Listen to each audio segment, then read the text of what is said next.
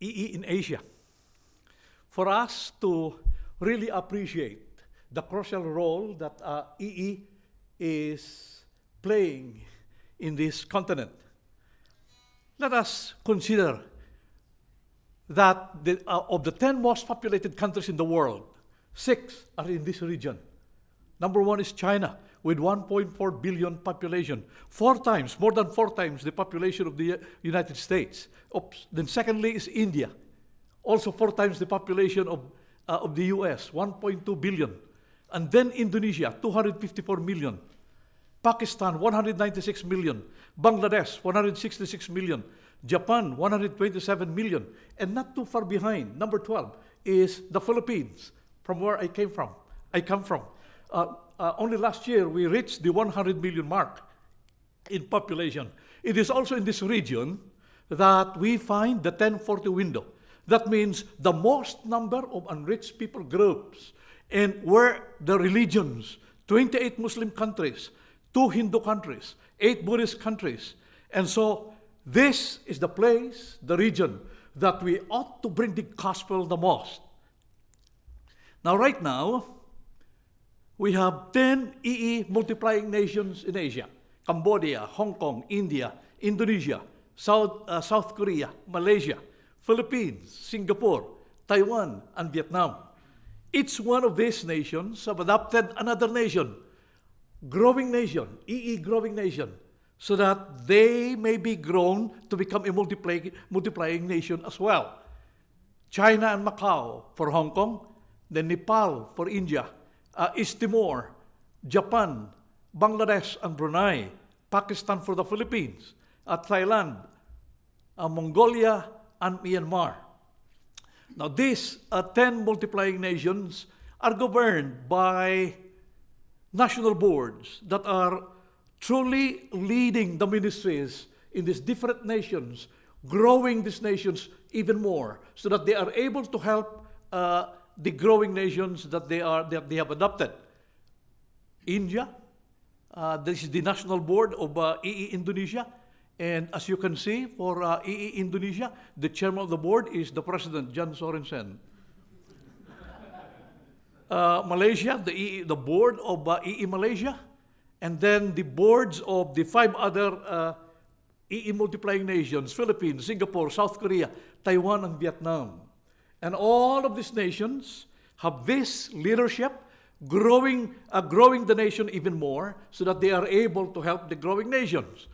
For example, the growing nations that we have is, number 1 is China, where right now God is moving mightily, using this ministry of evangelism explosion as we do leadership training and multiplying the number of people that are able to equip others as well. We are so thankful. I am personally so thankful to the Executive Vice President of EE, Rod Story, for the way that he is giving all of his time, really focusing so much to China, it being that it is the largest nation of the world.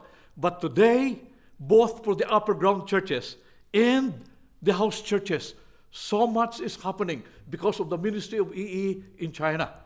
Consider Japan, which is only 1% Christian, and it has been so difficult from the beginning. When EE was introduced in Japan, it has been so difficult. Year after year, we will always hear from them how difficult it is to share the gospel to Japan. But today, praise God for Pastor Tomo, our national coordinator in Japan, and he is able to train many pastors who are already equipping and mobilizing their own churches.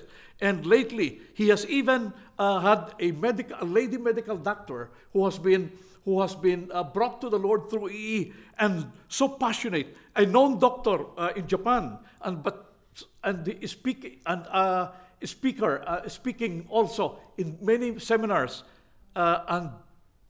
and used by God, and very passionate now in sharing the gospel.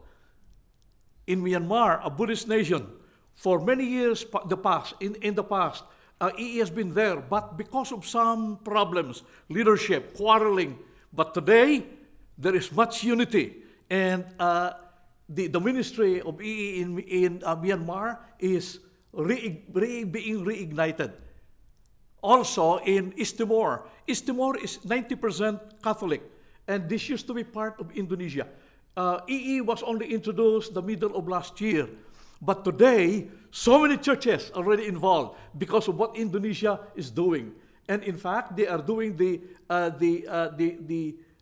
have imitated the EE Indonesia way of doing it. That is by local area teams. And there are now a number of local area teams in East Timor. Thailand, another Buddhist nation, for many years, the EE ministry has been going. Anyway, you understand what I'm trying to say. But now the ministry has been reignited, and so much are happening in Thailand.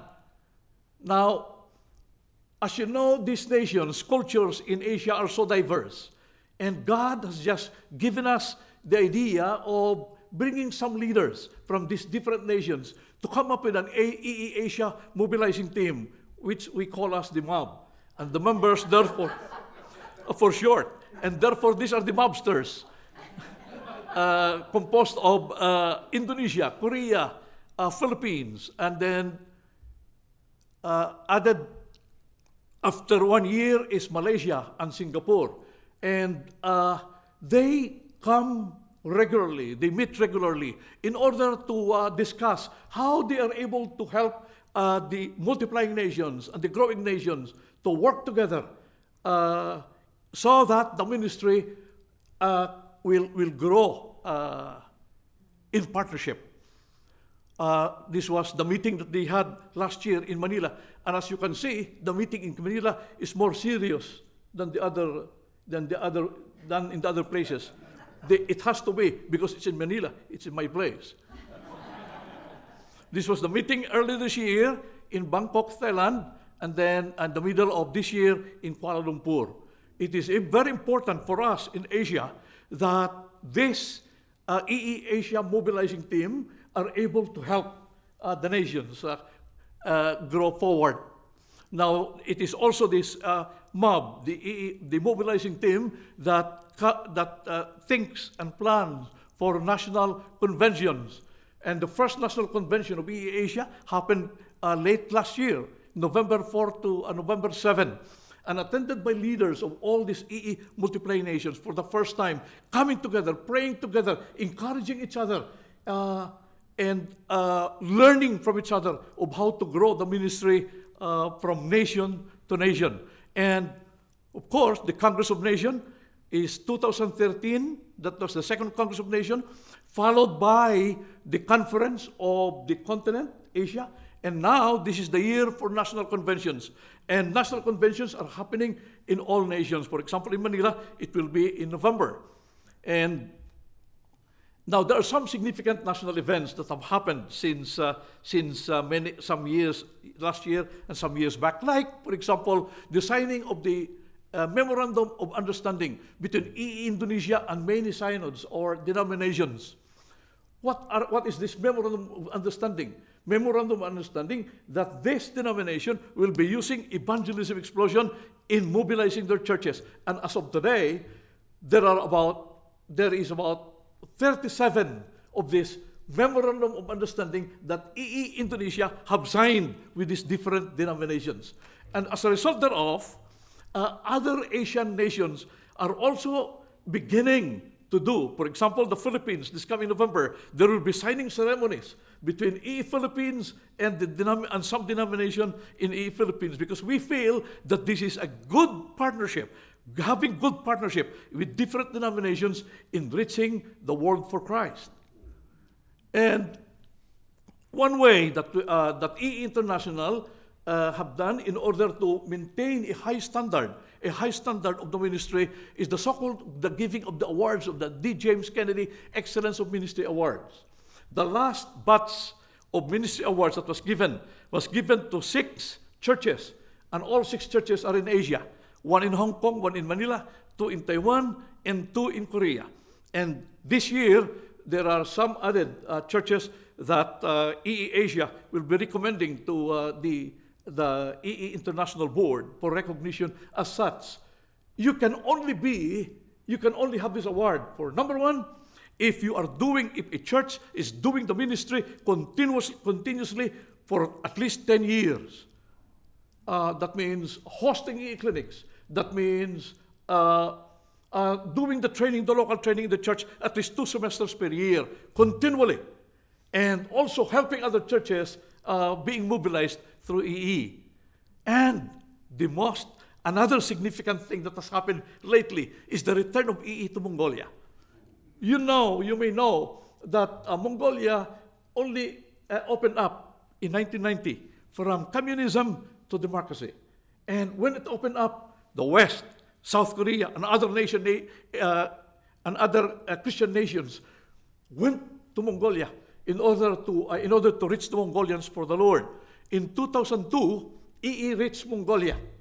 And for the next succeeding years, it started to grow. But 10 years later, particularly in 2013, some problem cropped up with the leadership of EE Mongolia, to the point that the leader himself declared that EE is dead in Mongolia. That really concerned the leadership, particularly our President John Sorensen, that immediately he sent a Filipino and a Russian to Ulaanbaatar to look into the matter. And both of them had an opportunity to talk with the leadership of the Mongolian Evangelical Association. And after hearing our side, they said, this is not correct. EE must be in Mongolia. We need EE. And so they promised us to look for a leader, for a leader that can be, another leader in EE Mongolia. It took about 6-7 months before they came back to us and recommended a name. So much so that last October 30 to November 1, during the first Everyday Evangelism Clinic in Hong Kong, 2 pastors from Mongolia attended the clinic. And Pastor Miga, the pastor who has been recommended by the Mongolian Evangelical Association, upon returning to Mongolia, immediately trained his wife and 2 others. And then after 1 semester, they trained another batch of trainees.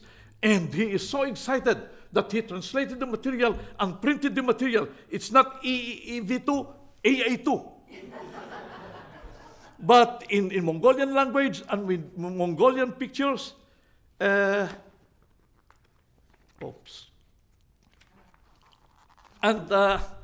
so beautiful. And then because he wanted to have a clinic, an evangelism, everyday evangelism clinic in Mongolia.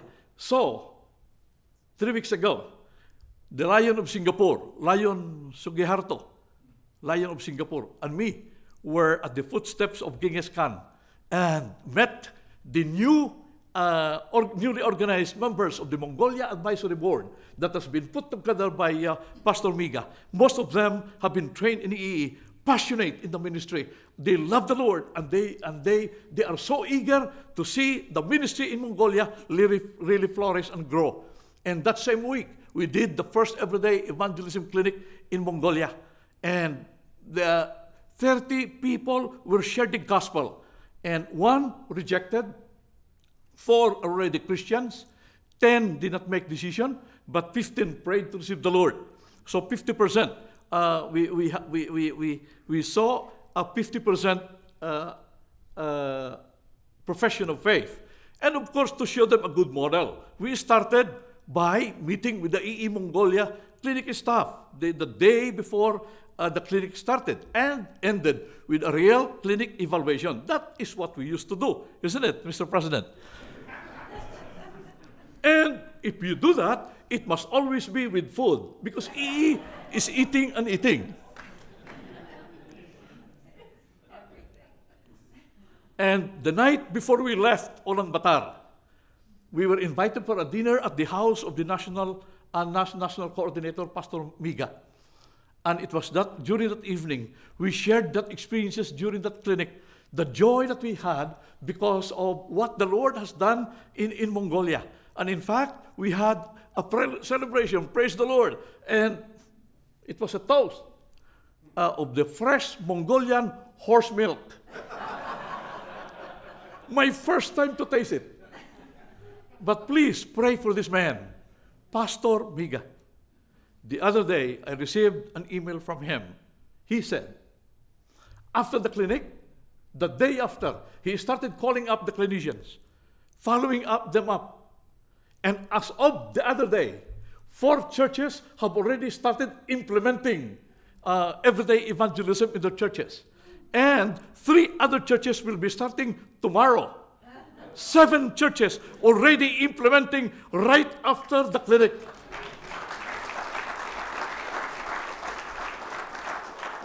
But here is the crucial matter. Pastor Miga has been led by the Lord.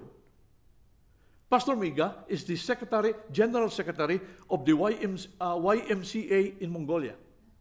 But because he wants to give his full time to the ministry of EE, he made a decision to resign from his work and trust the Lord. It's a big step of faith for him, trusting the Lord for his provisions, for his needs, because he wants to continue on following up on those who have taken the clinic and continue on with the ministry. So please pray for him. Now, what are we looking forward to? In November, coming November 10 to 13, will be the first EE Asia Leaders Meeting of all board chairmen and national directors. This is the first time that this will happen, because we believe that there is a need for chairmen of the boards and the national directors to really come together and really understand each other in the ministry that they are in. And so it is very important for us that that we will be able to discuss issues like governance, like what are the categories, criteria of becoming a multiplying nation? What are the things that we have to do together? Have a common understanding, being in the same page of understanding. And to close, for us in Asia, we continue to get encouragement and inspiration from our founder and the man that God has used to start this EE ministry, when he made a pronouncement and said that the world is going to be changed by the power of the gospel.